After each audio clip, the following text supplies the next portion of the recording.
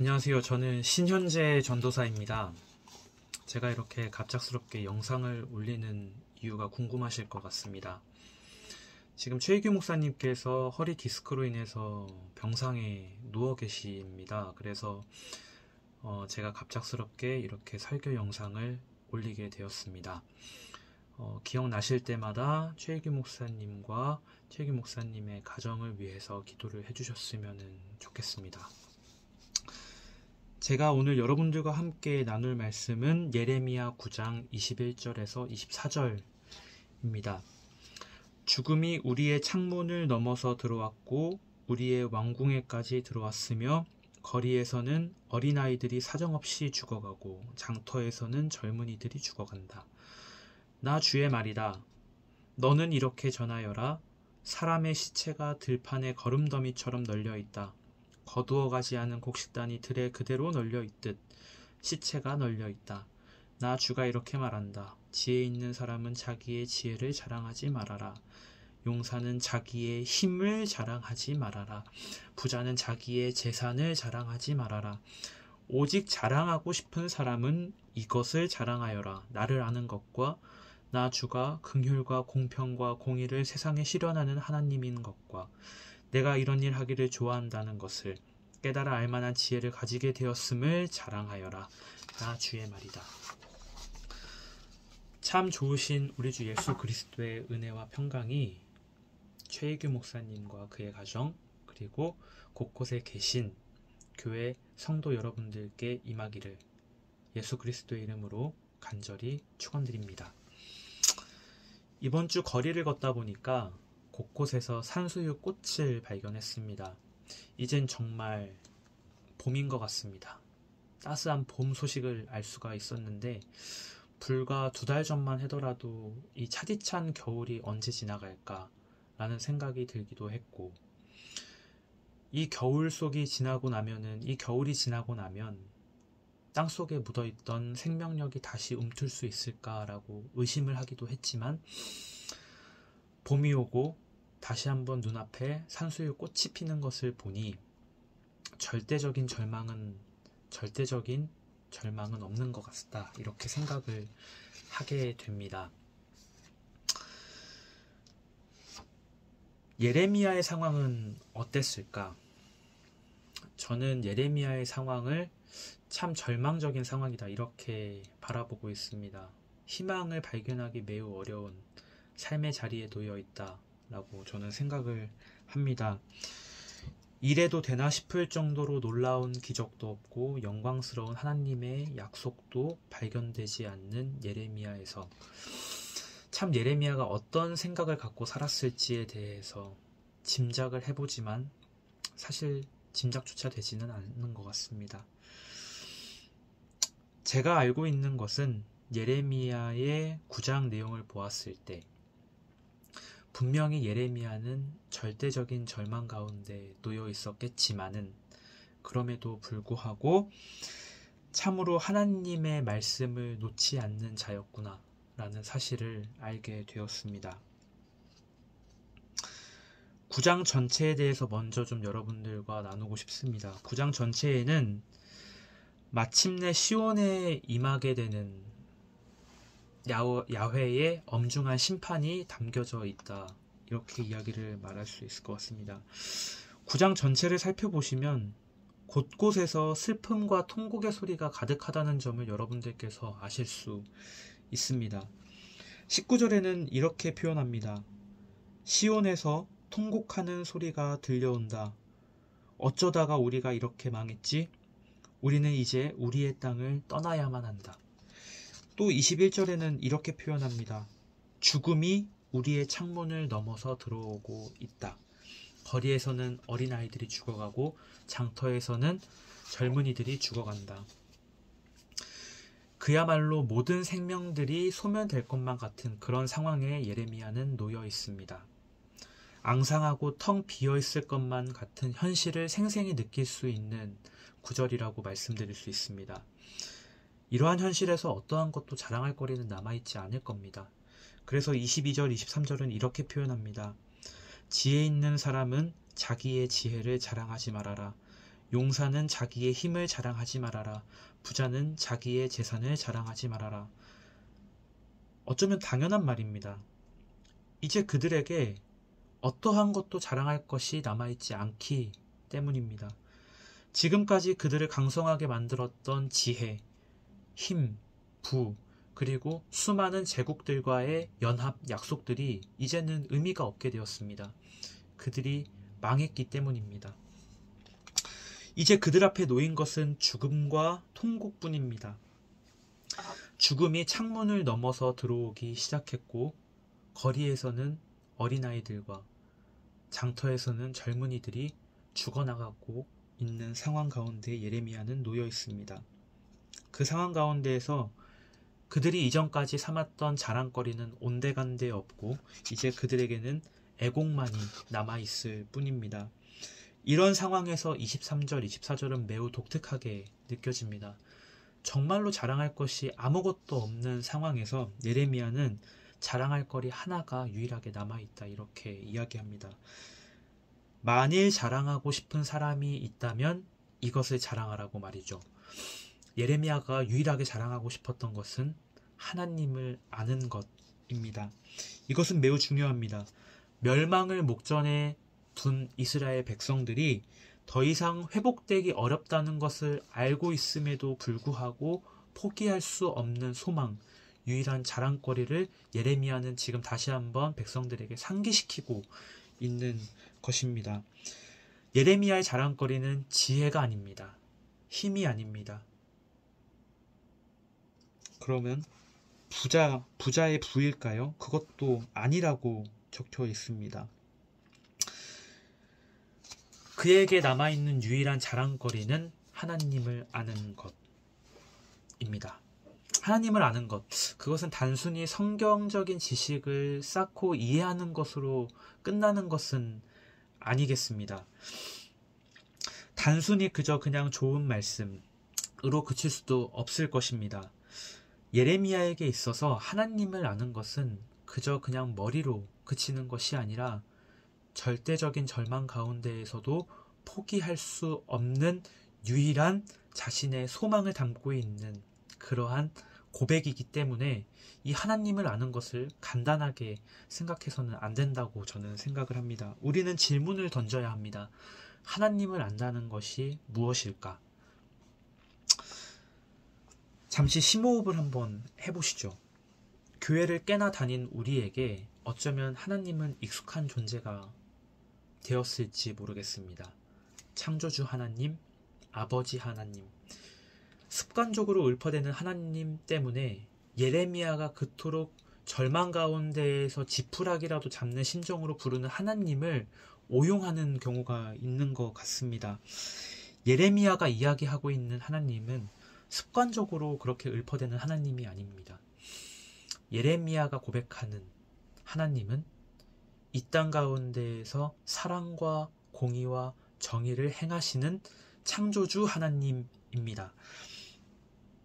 24절에 이렇게 표현을 합니다. 자랑하는 자는 이것으로 자랑할지니 곧 명철하여 나를 아는 것과 나 여호와는 사랑과 정의와 공의를 땅에 행하는 자인 줄을 깨닫는 것이라. 사랑의 하나님, 익히 예수 그리스도를 통하여서 우리는 충분히 묵상했기 때문에 오늘은 정의와 공의 하나님을 좀 살펴보고자 합니다. 정의와 공의를 이 땅에 행하신다는 하나님, 조금 낯선 하나님의 모습일 수는 있겠습니다. 하지만 분명한 것은 하나님께서 정의와 공의를 행하시는 분이라는 점에 대해서 하나님께서 하나님의 입장에서 보았을 때 정의와 공의는 매우 중요한 가치라는 것을 다시 한번 우리는 기억해야 할 것입니다. 창세기 18장 19절에서 하나님께서 아브라함을 택하신 이유, 그것 또한 이렇게 기록되었다는 것을 우리는 알 수 있습니다. 내가 그로 말미암아 의와 공도, 여기는 정의와 공의라고 표현되는데 번역이 의와 공도라고 번역을 하고 있습니다. 정의와 공의를 행하게 하려고 그를 택하였다. 하나님께서 아브라함을 택하신 이유는 아브라함이 뛰어난 사람이기 때문은 아닙니다.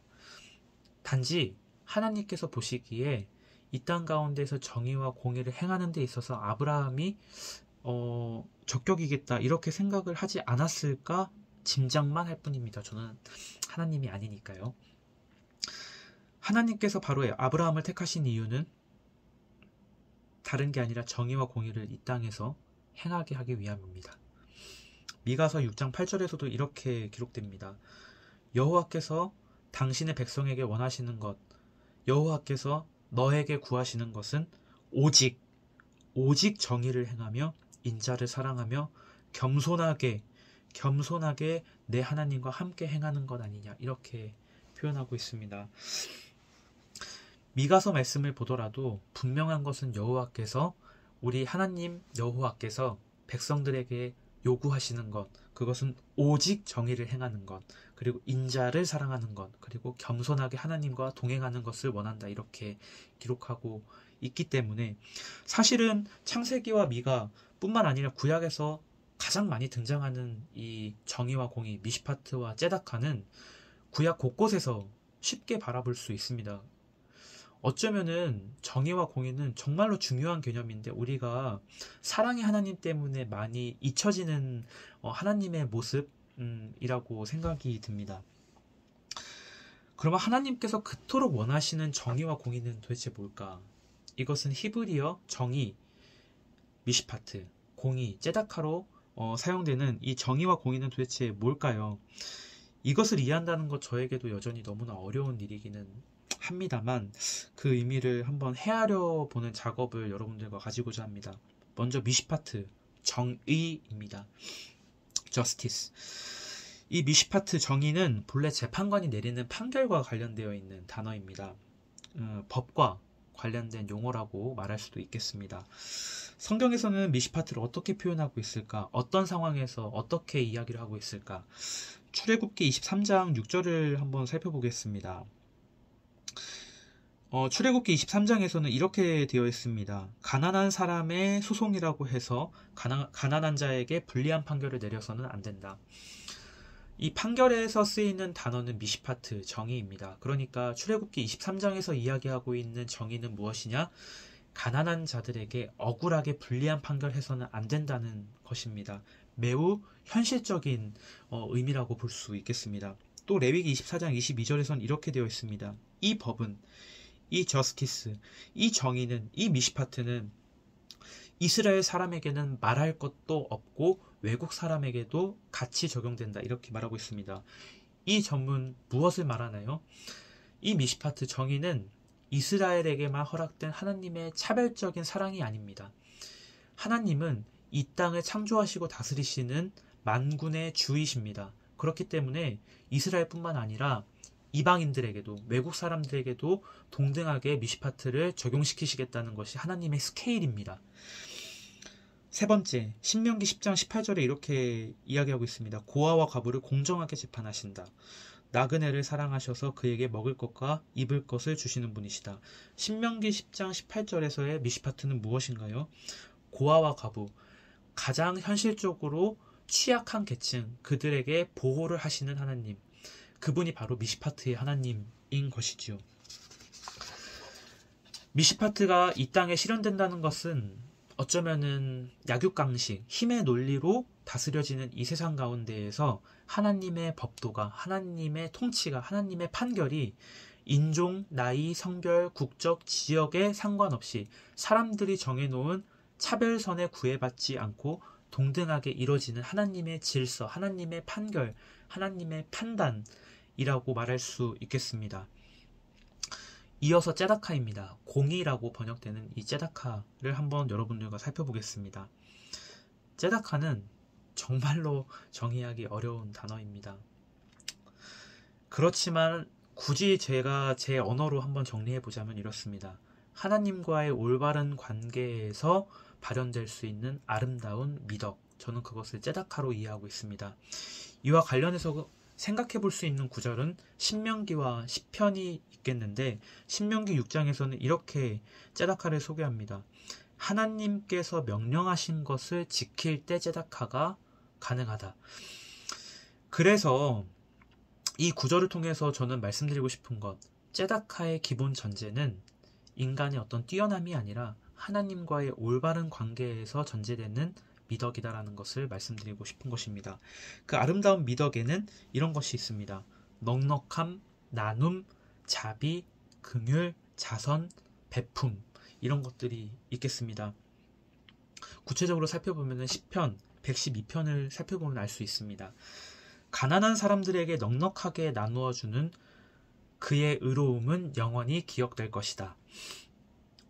이 의로움은 째다카, 공의로 번역되는 단어인데, 의로움은 넉넉하게 나누어 주는 것과 관련이 있습니다.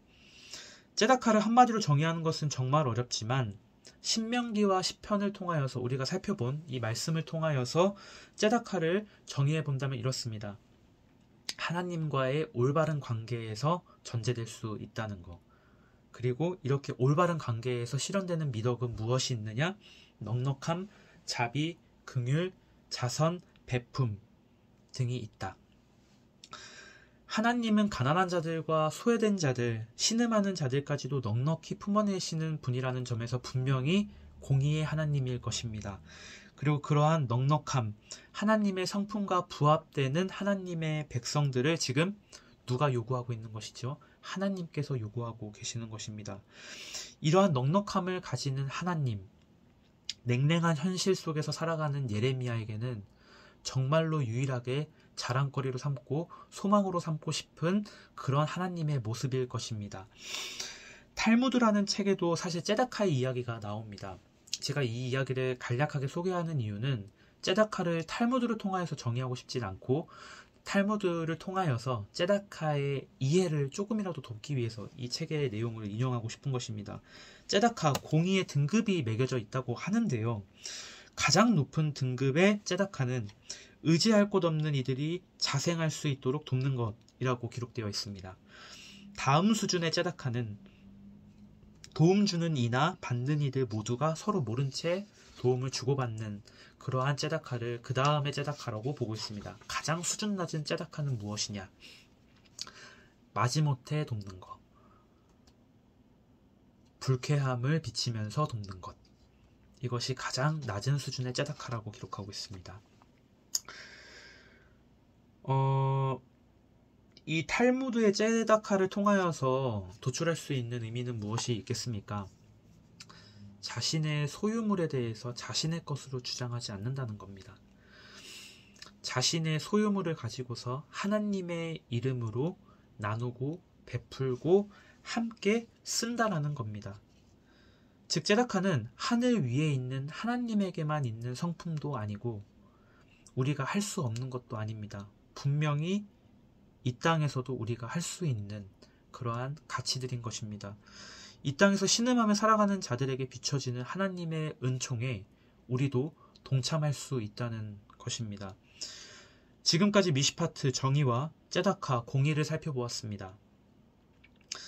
예레미야는 정의와 공의를 이 땅에서 행하시는 하나님을 유일한 자랑거리로 삼자고 이야기합니다. 저는 개인적으로 자랑거리로만 그쳐서는 안 된다고 생각합니다. 하나님의 백성들에게 그렇게 살라고 말씀하셨기 때문입니다. 예레미야 22장 3절 때문입니다.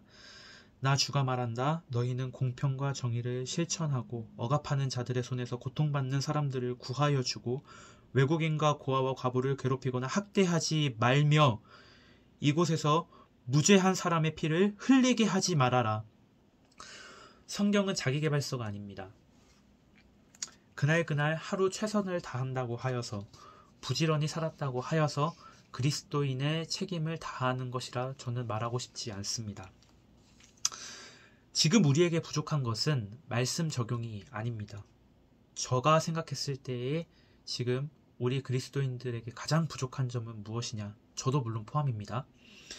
사랑과 정의와 공의를 이 땅에서 행하시는 하나님을 잘 모른다는 겁니다. 하나님께서 명령하시는 대로 살아가려는 마음이 부족하다는 겁니다. 이것은 정말로 너무 슬픈 그리고 아픈 지적이라고 저는 말할 수 있겠습니다. 그래서 나를 위한 은혜와 긍휼도 중요하겠지만 이제는 나를 넘어서는 신앙이 시작되어야 하는 때가 아닌가라는 생각이 듭니다. 때로는 말씀을 읽었어도 나를 위해 적용할 것이 없어도 나에게 아무런 감동이 없어도, 나의 어떤 복잡한 생각이나 질문이 해결되지 않는다고 하더라도 여호와 하나님께서는 이 땅에서도 여전히 사랑과 공의와 정의를 통하여서 마른 뼈들을 회복시키고 계시는 분이라는 점에 대해서 우리는 이것에 동참하는 자들이라는 것을 우리는 잊지 말아야 할 것입니다.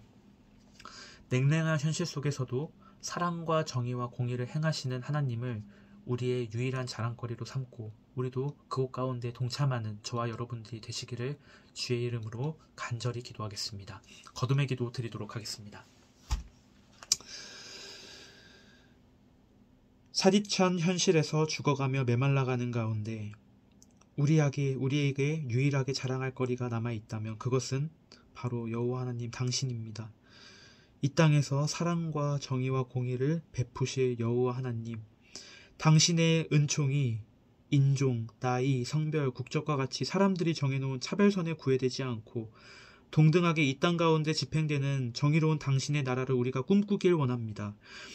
당신과의 올바른 관계에서 발현되는 아름다운 미덕, 의로움, 째다카, 그것이 하늘 위에만 있는 것으로 생각하지 않게 하시고 이 땅에서도 우리가 그곳 가운데 동참할 수 있음을 기억하게 하셔서 신음하며 살아가는 자들에게도 당신의 그 영광스러운 빛이 비춰질 수 있도록 우리의 발걸음을 인도하여 주옵소서. 당장은 우리가 냉랭한 현실에서 삶의 무게에 압도될지라도 한 주간의 유일한 자랑거리가 무엇인지를 날마다 기억하는 우리 되게 하여 주옵소서. 예수님의 이름으로 기도합니다. 아멘.